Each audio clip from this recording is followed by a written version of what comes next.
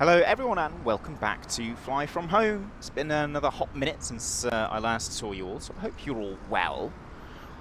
Today I've got a bit of an interesting video for you. It's not on the ATR, thank God.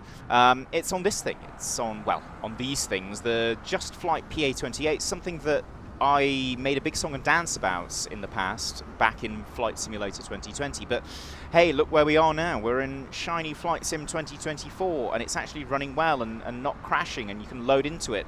Isn't that a bonus? Obviously very different simulator in a lot of ways to Flight Sim 2020. And these aircraft were some of the best, if not the best, light aircraft in Flight Sim 2020. There are some that probably edge them out, but these aircraft were pretty much the first properly complex study level, quote-unquote, light aircraft that we got in Flight Sim 2020, and they really marked a turning point for that simulator from being a bit of a joke to being a really serious flight sim. And can they do the same thing to Flight Sim 2024? Now, obviously, there are some really, really good aircraft in Flight Sim 24 now. Most of them are airliners, hence why you've not seen them on this channel. We do airliners, but very occasionally. But is this thing sort of bringing it back for GA in Flight Sim 24? Well, I guess I'm going to try and find out. I've been flying them around a little bit, so I'm not completely going in dark here. I'm going to do a little outside segment on each of the aircraft and then have a little fly around. We're at Belfast City Airport, by the way, in Northern Ireland.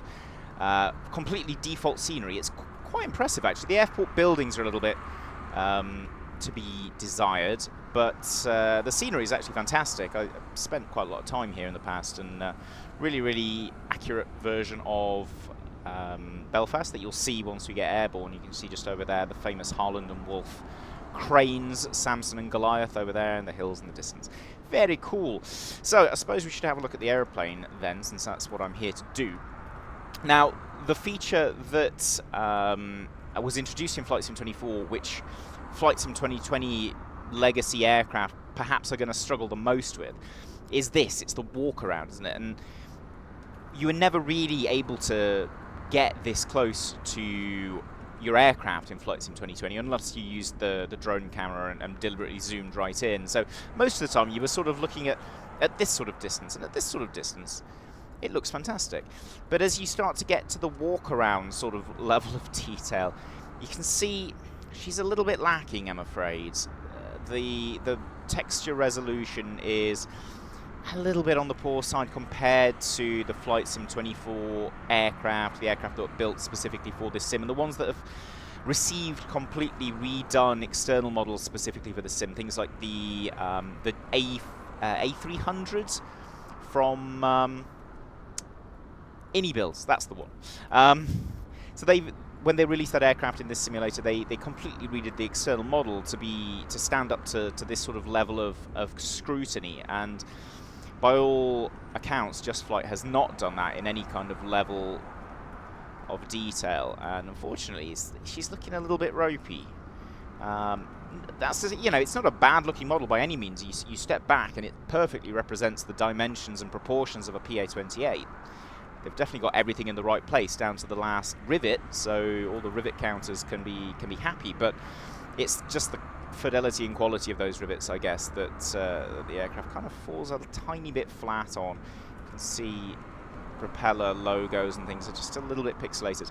The other thing is that none of this is clickable from the outside, as far as I can tell, unless I'm doing something wrong. So the tie downs, the chocks, none of that can be pulled away by clicking on it, as most Flight Sim 2024 aircraft can do. You can't open the door from the outside, and you can't climb into the aircraft from the walk-around exterior view. Now, it's possible that none of these things mean absolutely anything to you, that you really don't care about the walk-around, you really don't care about the external model. All you want to know is, does it still have the flight fidelity, and does it still have the systems depth that it had in Flight Sim 2020? So I suppose I should get in it and try to find out. So here we are on board our mighty chariot, and fortunately there's some good news, because it's actually much better looking in here. The cockpit of the Just Flight aircraft were always extremely good. In fact, I'd say the cockpits were probably the strong point of the visual models, at least. And thankfully, even in the upgraded environment of FS 2020, the interior still looks extremely good. Much higher level of detail in here than there is outside, and that makes sense because you spend most of the time staring at the panel, I suppose, unless you're the kind of crazy person that flies in exterior view.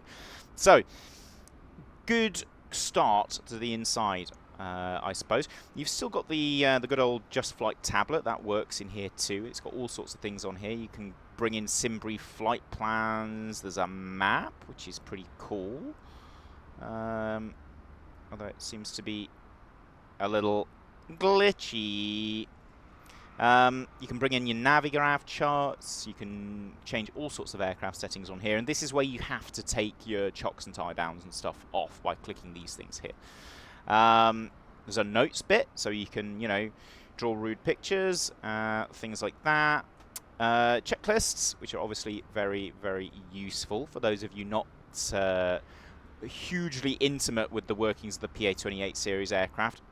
Personally, I've got, with over all the versions combined, probably about 800 hours in these aircraft, so I've got a reasonable amount of familiarity, so I'm quite happy to just whiz through things and do things from memory today. It's not what I'd be doing in real life. I would use a checklist, I always do, but just in the interest of expedience, I'll just be doing things from memory today. Top of descent calculator, because apparently some people can't do their 5 times table and 3 times table, and settings, yeah, cool, various different things. Just about the tablet, I believe. So yeah, good stuff with that. As you can see, there's a little checklist here, which is pretty cool. Nice little feature. So you can flip through this in a sort of realistic manner. Although I'm struggling slightly. There we go. Now I've got it. So maybe I will use the checklist just for the novelty of this thing. That's pretty cool. So before starting engine, yeah, the brakes are set. The carb heat is cold. Fuel selector, yeah. Radios are off. Blah blah blah blah blah. Okay, cool. Yeah, we know what that's all about. So we can go forward on that. Pop the battery and alternator on. You can hear the sounds running up. You can see the warning lights have come up here. The fuel gauges are now working. We have full fuel. Only one person on board our aircraft today, so no passengers to worry about. We'll prime the aircraft first, so 1/2 inch on the throttle. We're going to put the fuel pump on, and we're going to give it some primes, I guess. So, from experience, I usually stick about 4 primes in a cold aircraft. So that should do. And we'll see what happens.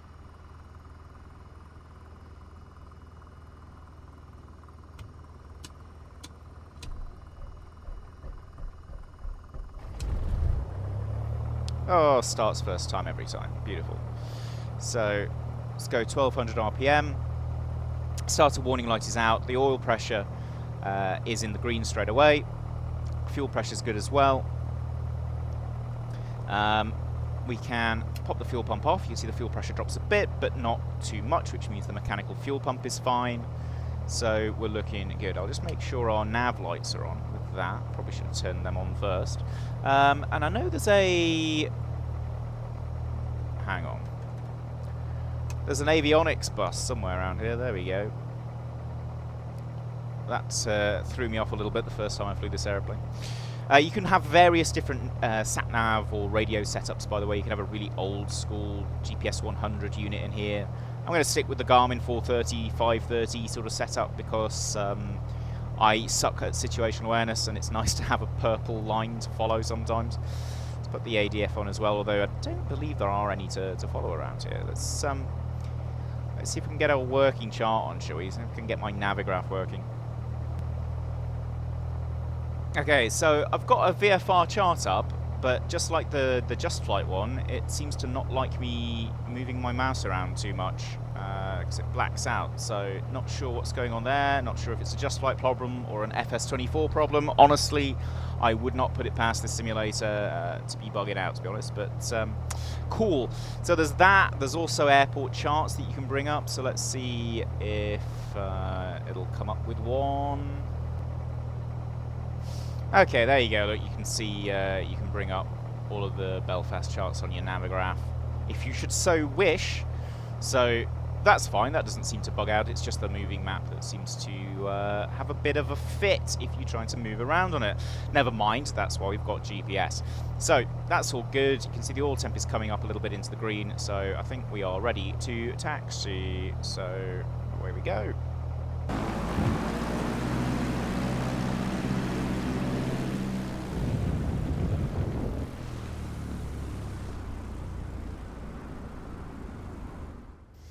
So one thing that has improved straight away, I can feel, is the ground handling.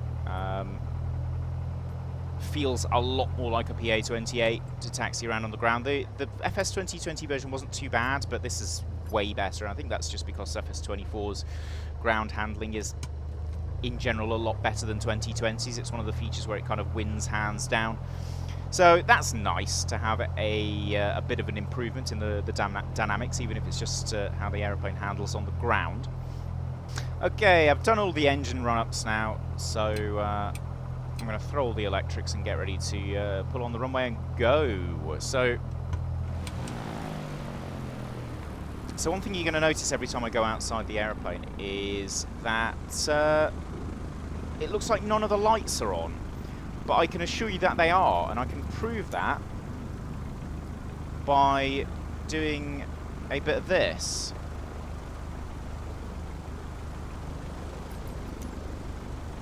And as you can see, everything is on.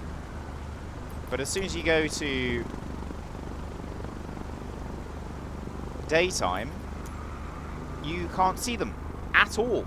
And I can assure you that the whole point of aeroplane lights is to be visible, or to improve your conspicuity at all times of day, not just at night. And you can definitely see them, especially the high intensity strobes, in the daytime. So FS24 issue or Just Flight issue, not sure, but it's not great and a bit of an immersion breaker, if I'm honest. Right, I'm just going to line this one up on runway 04's QDM very roughly there and give us a bit of a runway heading 2, and I think we are good to go. So, PA28 161, looking for reasonably light handling, not a great deal of effort to pull it off the ground, at about 60 knots, appropriate amount of right rudder required to counter the propeller slipstream effect. There's 60, 65, away we go, basically just flies off the ground. It's not really a rotation in a single engine light aircraft, it's just you pull the yoke back and it flies when it wants to. Yeah, go for about 80 knots for the VY speeds. She's flying very nicely.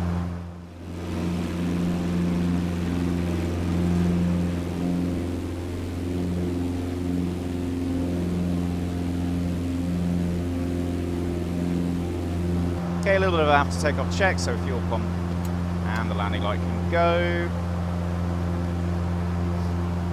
And we're going to go out over Belfast Lock and do some general handling, I guess. I've left the real world weather on today because I'd imagine most of you fly with real world weather on, so it's interesting to see how the aircraft deals with turbulence and weather effects and things like that. You can see it's not the most amazing day in Belfast here in the month of May. It's a typical sort of sunny but rainy kind of day. So you might see a little bit of rain knocking around. There's certainly some quite large cumulus clouds knocking around, which are causing us a little bit of turbulence, but she's riding the turbulence very well, which is very good, which is always a feature that the Just Flight Pa28s were able to do at FS 2020 back when the turbulence model in that game was broken as hell. Normally I'd get up to at least 2,500 feet to do general handling, but just because of this cloud base we might have to stay a little bit lower. But hey, we're not in real life, so it's not a huge issue. Beautiful view of the city behind us and the hills over there. Belfast Aldergrove, the international airport, is over there somewhere. See, we're just starting to lose visibility with the airport, so we're just getting into the bottom parts of the clouds. Bit of rain on the windscreen, so as we come off the power, given that we're sort of looking at the ideal conditions for carb icing, probably give it a little blast on the, not on that, on that.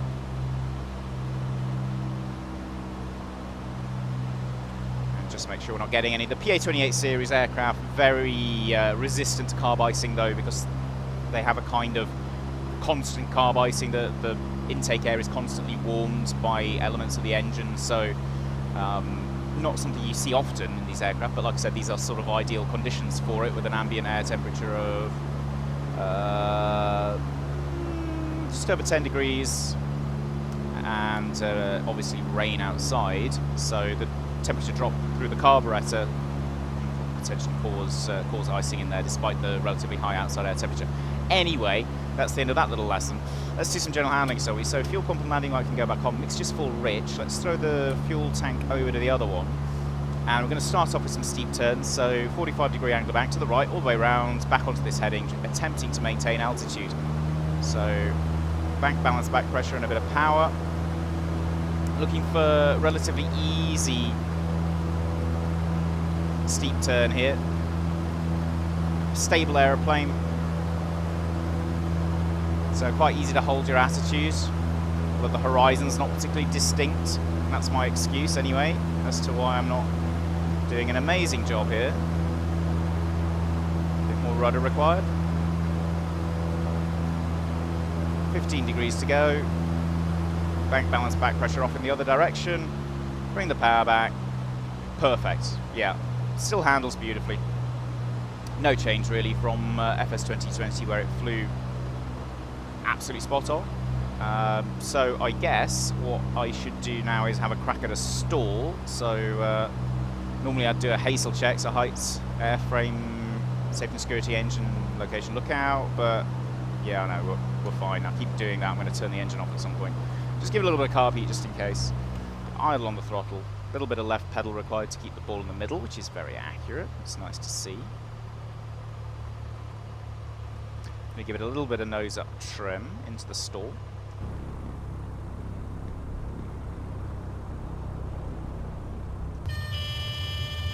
Can hear the stall warner going off now. A light buffet. Okay, interesting. Let's do a bit of a power off recovery. So, those of you familiar with the Pa28 will know that wing drops are extremely rare in a stall. So that's not a good sign. Let's have another go at it and give her another chance. But normally what you'd see with a Warrior is basically the aircraft stalls and it just mushes around wings level, which is what it always used to do in FS 2020. But obviously we've got a different aerodynamic system working in 24, and potentially it has screwed up some of the characteristics of this otherwise lovely little aeroplane.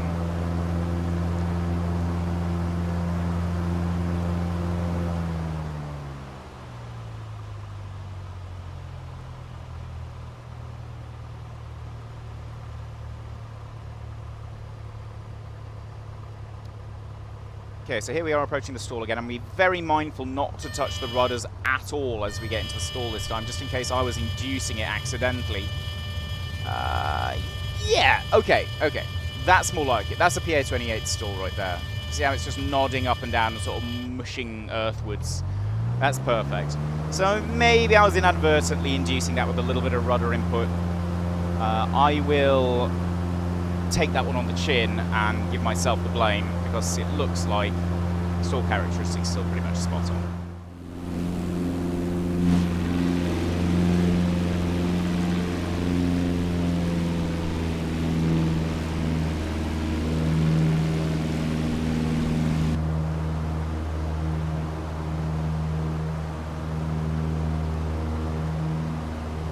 So performance-wise, I am seeing absolutely no issues whatsoever. I've got everything turned up to ultra in the sim, and it's absolutely silky smooth, which is nice. And that's it really. I mean, the Pa28s are very straightforward aircraft. There's really not many systems, as I remember to turn my transponder to alt reporting.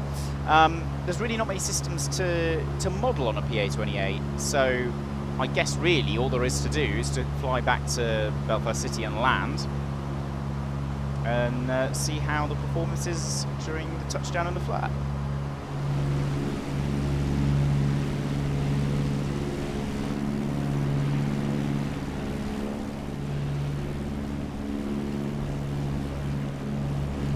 Something that I've noticed that's kind of strange with this aircraft is that the RPM kind of lags behind the throttle a little bit, which is a bit odd. Normally in a fixed-pitch propeller aircraft, the RPM is almost directly linked to throttle movement.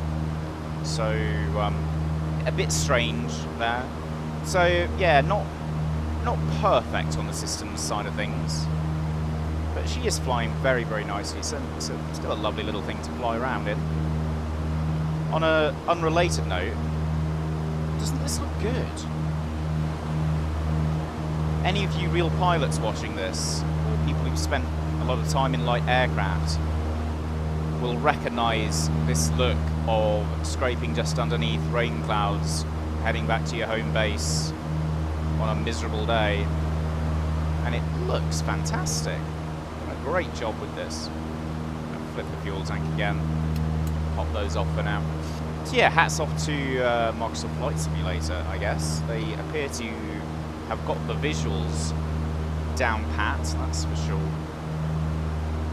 Not so sure about everything else, but visuals are spot on. I'm really waiting for a 737, a really good 737 in this simulator, just so we can see how the swept wing aerodynamics work, because they never quite worked in 2020. We got very close, especially with the PMDG and the 73 Max. I forget who made that one. But yeah, the Max that we had and the PMDG NG were very, very, very close to the real aeroplane. But there are some areas, especially, well, specifically rudder response, where they didn't quite do the same thing as the real plane. So it would be nice to see them appear in FS24 with this supposedly better aerodynamic model and be able to exhibit those properties. By the way, performance-wise, I got 2300 RPM set, 100 knots, pretty much nailed on for a Warrior 161. So still hitting the numbers spot on, as it always used to in FS 2020. Some good stuff on that front.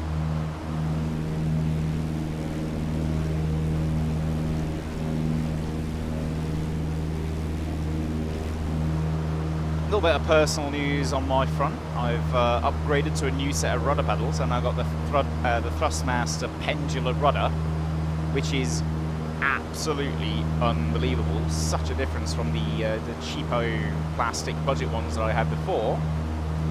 So it's really nice to have a really solid set of rudder pedals with a much wider range of motion than my old ones, which make a huge amount of difference, honestly, being able to put more realistic rudder inputs into your sim aircraft, especially if you spend a lot of time in real aeroplanes. It's just things like that that really tick all the boxes when it comes to giving you that feeling of realism. So I'm not sure if it's a left or a right hand visual circuit at Belfair City. I've never done a visual circuit at Belfair City, but I'm going to go left hand because it gives me a better view of the runway. So brakes are, park brakes off, brakes pressurised, undercarriage fixed, mixture mags don't have, well, mixtures on, mags are on both, fuel's on, sufficient imbalance, and pump is on, flaps defer for now, instruments are on the green, now just starting to skewer, the lights are on. Start a bit of a descent. Below 2000 RPM, I'll give it some carb heats, just in case. And we fly out over the old Docklands part of Belfast City. See Harland and Wolff over there, of course the company which built the Titanic. Now that's their current premises there. They built the Titanic over here. So it used to cover all of this area here. It's called Queen's Island. And yeah, you can actually go and see the slipways where the Titanic were built here. Titanic and her sister ship Olympic were built side by side, just over on this slipway here. And there's also HMS Caroline, which is a World War I Navy ship, which is moored up here, I say, as a polygon shaped like a boat morphs in, just to wreck the realism. Thank you very much, Microsoft Flight Simulator. So, just coming on to downwind, I'm going to level out there. How's she feel at the moment? She's feeling pretty good. I'm going to see the first stage of flapping.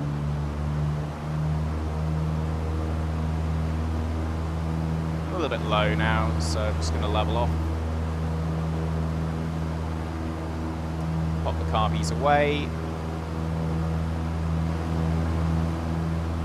Try and keep the circuit fairly tight because I don't want to fly too far into the middle of the city.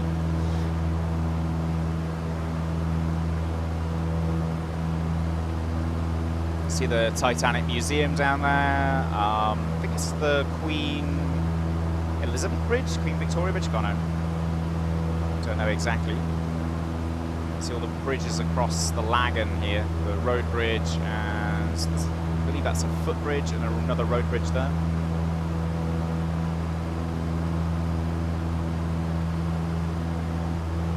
Right, let's go on to base leg here, shall we?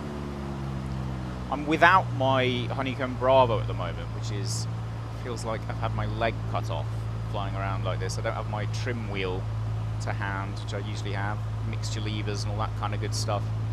Hence why you'll see me clicking on things in the cockpit a lot more than I usually do.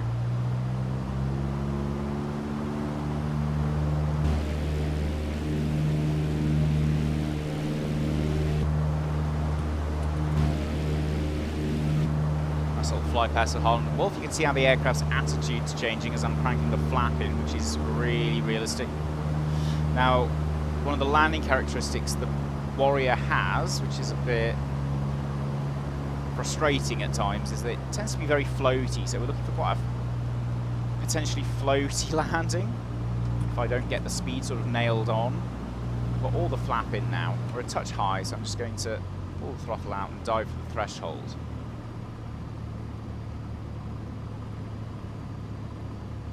See, we're hitting a little bit of turbulence, which is cool. The airplane's riding it well, though.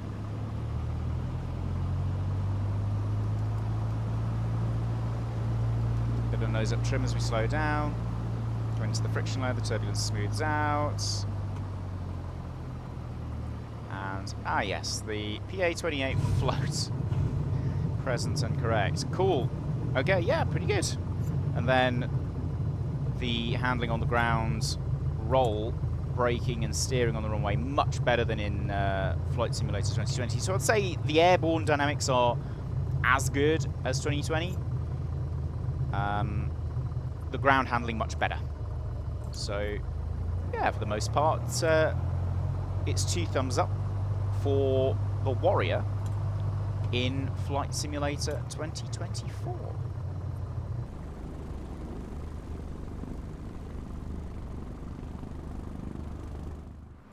Okay, now we're cooking. It's the good old Arrow 3, the first of the Just Flight aircraft to get into Microsoft Flight Simulator 2020, and for a long time my favourite aeroplane in that game. And how does it look? Yeah, it's basically the same story as the Warrior. From a little distance, looks fine. You get up to walk around distance, and it looks a little ropey. None of the things are clickable, but at the end of the day, she still looks very much like an Arrow 3, which is, out of the Pa28 variants, the one that I have the most time flying, about 600 and something hours. So very dear to my heart, this aircraft. I've taught many a CPL in one of these. Lots of students who are off flying airliners now sat with me in one of these and had the most horrible time of their careers, I'm sure. Okay, so here we are in the cockpit. Same story. Cockpit is much better than the outside. Much nicer place to be. As far as I can tell, everything's working. Same bug with the moving maps though, so not great. Seems like it's something that wants sorting. So we'll fire up quickly, and then we'll head on out and do basically the same thing. It's a little quieter idle is something I've noticed. But, yeah, other than that, all seems good. We'll get the GPSs run up. And everything looks fine. T's and P's are good. Instruments are all set. So we'll use the magic B button to set the altimeters. Click through that stuff. And, yeah, we'll get taxiing.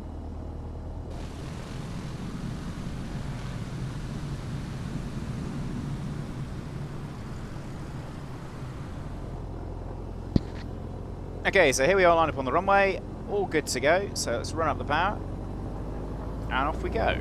Now, surprisingly, the Arrow has very different handling characteristics than the Warrior. As well as being perhaps a little too sensitive on the rudder, it's much heavier on the yoke, so I'm expecting the aircraft's much harder to pull off the ground, much more weight to the controls, a bit less agile, a bit less nimble, but obviously much more powerful. Yeah, she's heavy to get off the ground.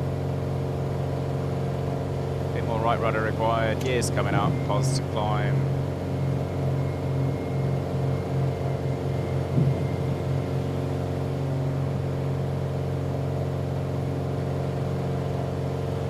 And off we go again to the dim and dingy world of Belfast Lock.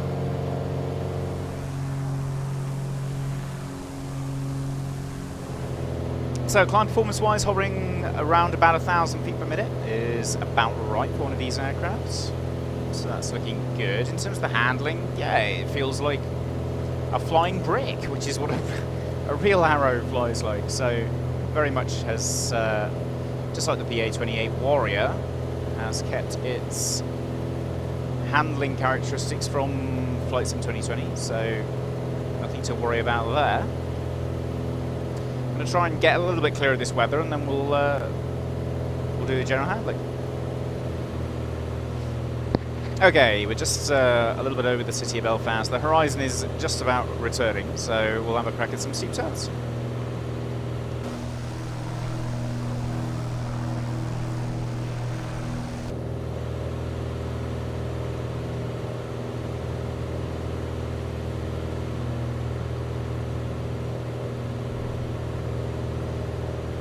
Okay, yeah, so very stable and steady, a lot of back pressure required to keep the aircraft level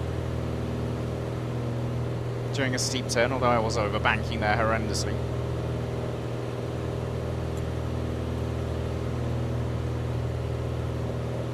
So, yeah, spot on really as far as I'm concerned. It still flies like an arrow in a steep turn. Let's see if it stalls like one, so... idle throttle, you can hear the gear warning horn honking away.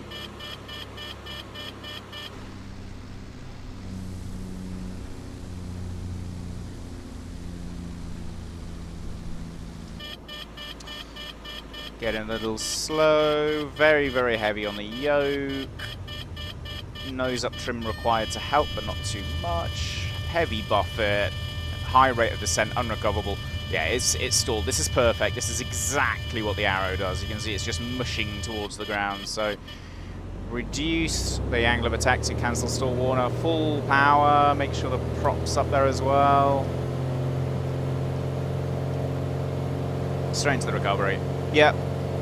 Spot on. So, for those of you who know about the Arrow or have watched my previous video on this aircraft will know it's got a little bit of a party trick, this aircraft. It's to do with this flashing yellow light here. So that indicates that the emergency gear extension system is not active.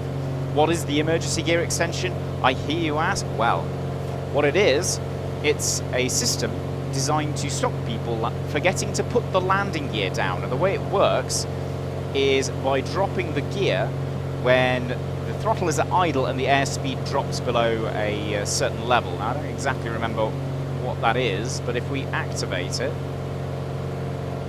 by doing that,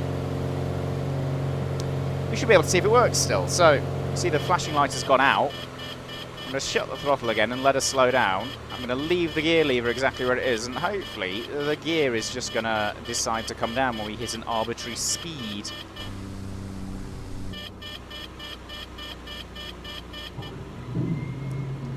There we go. Emergency gear extension working present and correct in the sim. And you can see as the airspeed comes back up again, I think it's about 80 knots that it cuts in. Goes back up again. So yeah, fantastic, good stuff. In a flying school environment, we always fly around with this thing deactivated because otherwise every time you go to do a stall, your landing gear pops down, which is not ideal. So an arrow, in my opinion, is actually easier to land than a Warrior. It's much more of a brick, and you essentially just fly it onto the runway. The trap you can fall into is thinking it's like a Warrior and chopping the power much too early, at which point it will deposit you on the runway and compress your spine. So key thing is to remember it's not a Warrior, and you need to finesse it down a bit more, leave the power in for a lot longer. Hopefully I will be able to demonstrate that as we come round here onto final approach. Hopefully get below some of the flap limiting speed here, so I can start getting the flaps out. 108 knots, the flap limiting.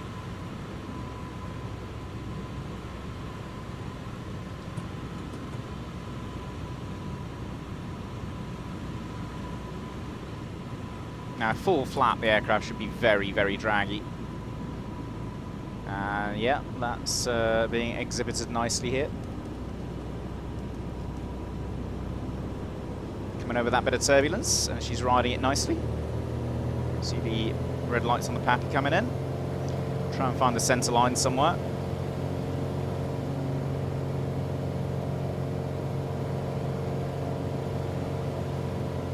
Keeping the speed a little high just to bash through this turbulence.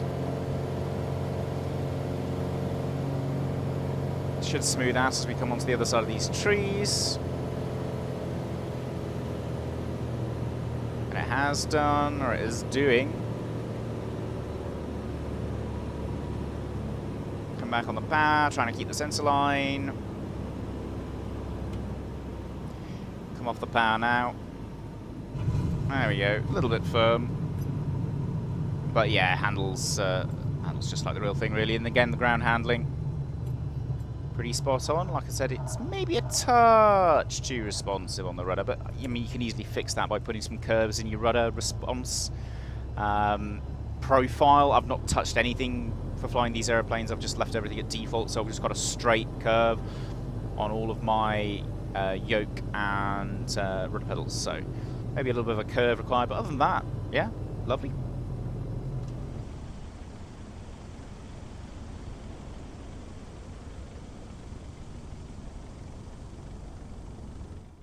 Okay, so here we are with the last of the Just Flight Pa28s trio, I guess you could call it. And the outside is, yeah, pretty much the same story.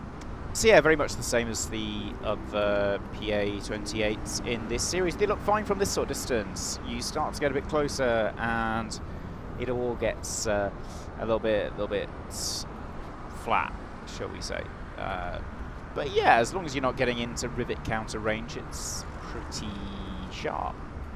It's pretty nice. Big fan of this colour scheme. You'll notice the weather's a bit different in this part of the video because it's actually a week after I filmed the other part. I didn't quite get it finished, so we've still got live weather. We're still at Belfair City, but the wind swapped directions, so we're taking off on the other runway. So yeah, it's looking alright, but not quite 2024 level. A little note on the lights that I mentioned earlier. That's not a Just Flight thing. That apparently is a Flight Sim 2024 thing for every aeroplane. Lights just aren't working at the moment. And what are we, 2, 3 updates into Flight Sim 2024's lifetime, and they still haven't fixed exterior lights not showing up? It's not a great look, is it? Okay, so taxi, yeah, very much the same as the other aircraft. Better feeling than Flight Sim 2020, that's for sure. So that's one good note. One, I don't know why I'm even bothering putting the nav lights on. Okay, cool. So we're on the runway now and pretty much ready to go. Turbo Arrow is a bit quirky in the sense that the wastegate on the turbocharger is completely fixed. So the big threat is that you overboost the turbo and blow it up on the takeoff roll. More common on a go-around, to be fair, but we don't want to be doing it now. So the trick is bring the manifold pressure up to just below 40, and then the ram rise, that is the air being forced through the air intake as the aircraft accelerates down the runway, will sort of push it the rest of the way. And there we go. So the key thing is just to make sure you don't overboost it, really. Not flown one of these in a while, so I've got the little checklist out to try and remind myself what to do, but please excuse any mistakes. It's not going to be 100% perfect, but let's see how we get on, shall we? So I'm just going to ramp the manifold pressure up on the brakes to get somewhere close to the limit, which is 41. I'm going to go for about 37 or something. Come off the brakes. And careful not to push it too far forwards. Push it just up to about 40, and the ram rise should pretty much do the rest. Passing at 70 knots, 75. We're going to rotate, and away we go. Yep, pretty realistic feeling rotation. It handles exactly like a regular arrow. There's no real difference. Gears coming up.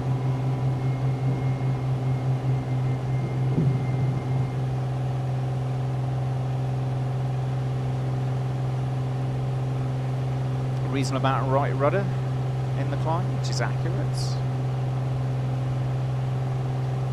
Climb at 90 initially, and once we pass about 500 or so AGL, I'm going to set climb pass. That's just 33 inches of manifold pressure and 2400 RPM.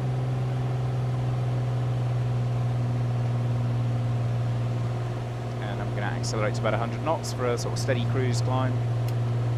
The landing lights off. Fuel pump apparently stays off in the turbo arrow under normal circumstances, so at least according to that checklist that's included with the aeroplane. Not 100% sure if I always used to fly it that way back in the day, but as I said, it's been a long time since I last flew one of these, so I don't quite remember.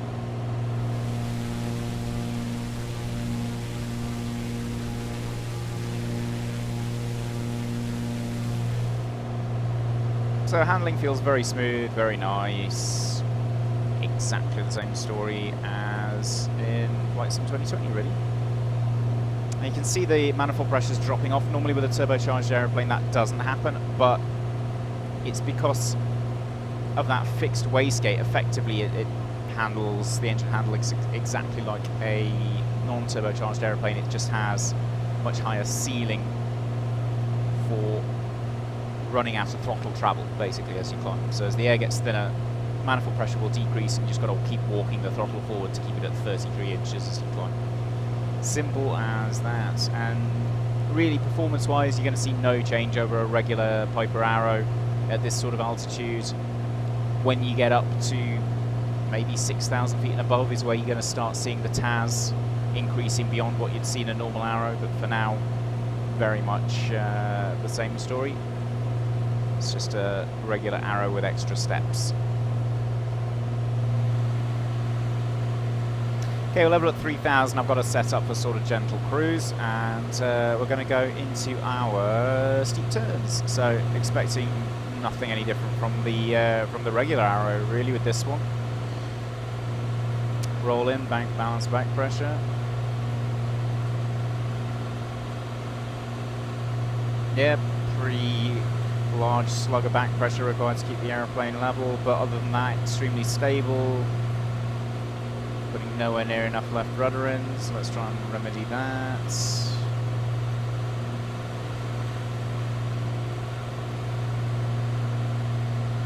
Yeah, it's nice. No complaints with this. Handling very much like the real thing does.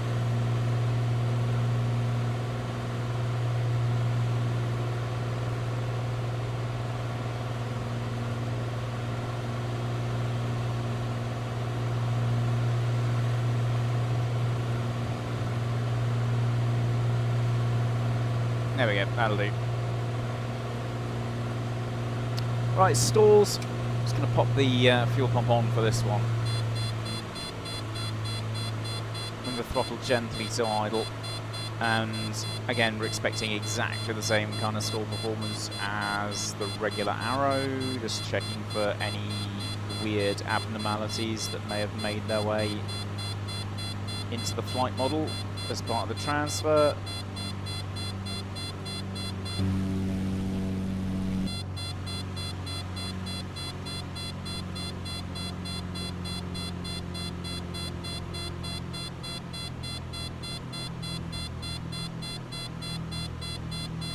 taking a long time to slow down here, which is slightly odd, I must say.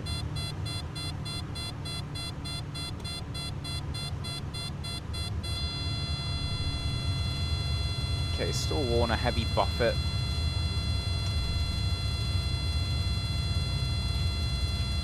And yeah, it's just slushing towards the earth now, typical private arrow stall. Standard stall recovery, but making sure we don't overboost. Again, you can see why this aeroplane is considered quite tricky to fly, because there's constantly the risk that you're going to blast the engine into the stratosphere.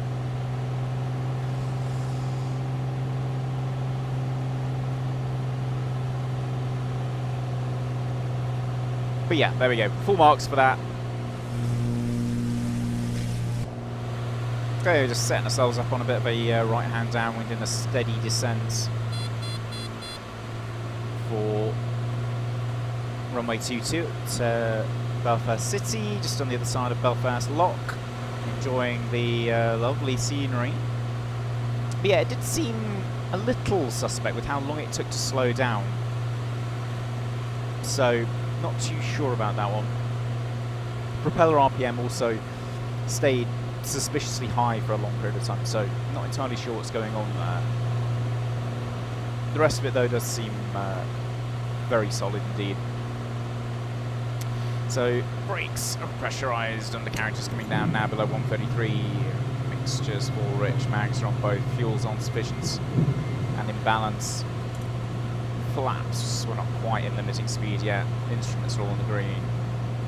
Hatches and harnesses all secured, and all the lights are on.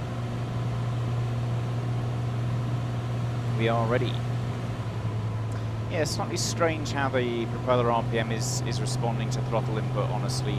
I mean, obviously there's a constant speed unit on there that should keep the prop at the same RPM, as long as there's sufficient RPM going through it.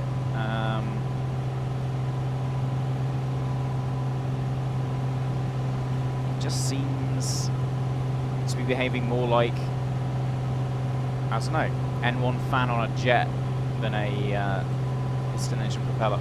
But that's just from what I can see. Didn't really notice it on the regular arrow, but maybe I just wasn't being particularly observant for whatever reason. Please let me know what you guys think of that.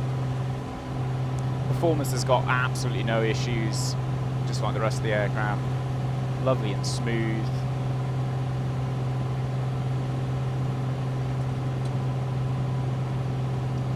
That's 2.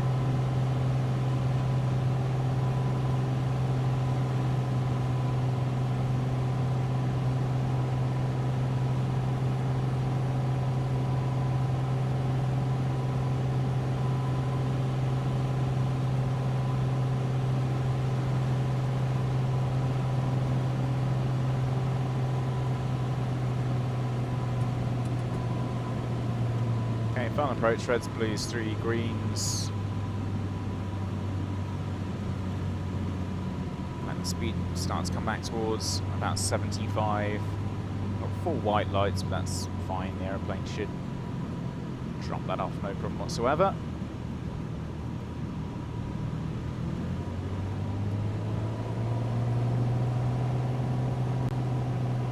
Get into a bit of turbulence now.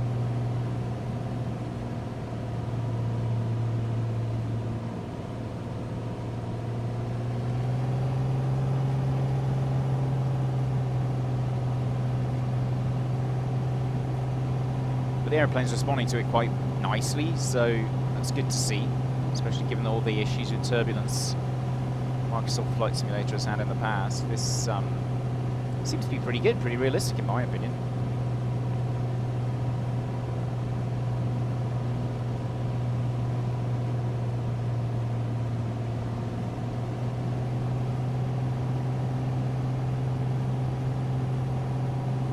Just going to try and fly it onto the runway, just like, please, a bit of a lift, please don't float.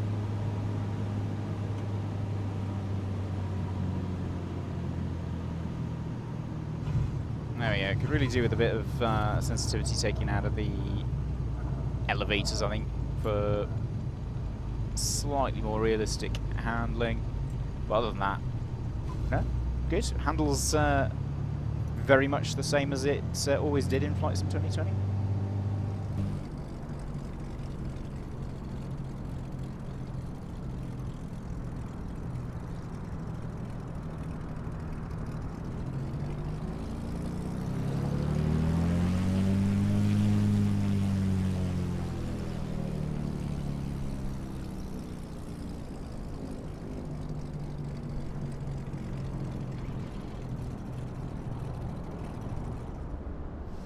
Okay, cool, and there you have it. The Just Flight Pa28 Trio now in Microsoft Flight Sim 2024. What do I think of it? Yeah, it's good. They're still fun to fly. They don't quite hold up visually, but if you're happy to accept that, they are probably amongst the best light aircraft you're going to get for the sim at the moment. We've yet to see any specific Microsoft Flight Sim 2024 sort of study level GA aircraft, so this is about as good as you're going to get. So if you already own these aircraft and you've got Flight Sim 24, is it worth bringing them over? Yeah, of course, it's free. That's the other great thing. If you bought these for 2020, you don't have to buy an upgrade package or anything. You can just get the latest update from the Just Flight website and install them for Flight Sim 24 as well, which is great. If you've just got Flight Sim 24 and you didn't buy these aeroplanes for Flight Sim 2020, would I still recommend them? Well, it depends how desperately you want a PA28. Yes, they are still good, but they're not really at the same visual, graphical standards. They don't take advantage of all of the different features of Flight Sim 24. So maybe I would hang fire and wait until Just Flight did bring all of those things and a new exterior model and blah blah blah blah blah blah to these airplanes, which I'm sure is probably going to come in the future. Or wait for some other company to bring out an even better PA28 series aircraft specifically for Flight Sim 24. But if you really want a PA28, if you're training on one, or if you just love the aircraft, then is it a good add-on? Is it enjoyable to fly around in? Yeah, sure. I just wouldn't recommend purchasing what is essentially a Flight Sim 2020 add-on specifically for Flight Sim 24. But that's just my opinion, and if you've got any other opinions, please put them in the comments below. Every like, share, whatever helps the algorithm and keeps motivating us to make these videos. If you've got any questions regarding aviation or anything like that, please consider joining our Discord, where you can have a chat with myself or any of the other guys who help me run this YouTube channel. All of us are real-world pilots, so if you've got any burning light aircraft or airline type questions, feel free to pop over there and have a chat with us. And that's extremely hopeful. So yeah, as the 747-8 attempts to take off from Belfast City Airport, I shall bid you farewell, and hopefully I'll see you next time. Take care. Bye-bye.